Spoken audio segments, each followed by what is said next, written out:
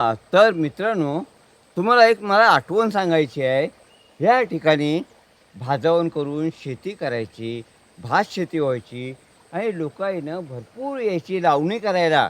इथं या लावणी करताना आहे ना, न्याहारी करायला पण बसायचे इथं. ह्या बांधावरतीच बसायची माणसं. कोणत्या बांधावरती? या बांधावरती बसायचे. असं. न्याहारी केल्यानंतर परत लावणीला सुरुवात करायची. पण आमच्याकडे कसं नांगरणी असायची, बैलांची जोडी असायची. ती बैल जोडी घेऊन नांगरणी करायची, चिखल पाडायचे. चिखल पाडल्यानंतर लगेच लावणीला सुरुवात करायचो आम्ही. लगेच लावणी सुरुवात झाली, परत दुसऱ्या सोंड्यामध्ये जाऊन आहे ना लावणी करायचो आम्ही.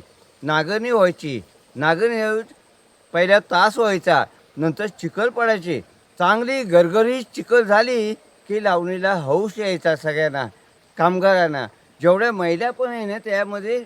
नंतर शेवटला मालवणी झाली की सगळ्यांवर चिखल अशी उडवायचे चिखल आणि त्यांना माखवायचे चिखलाने सगळ्यांना.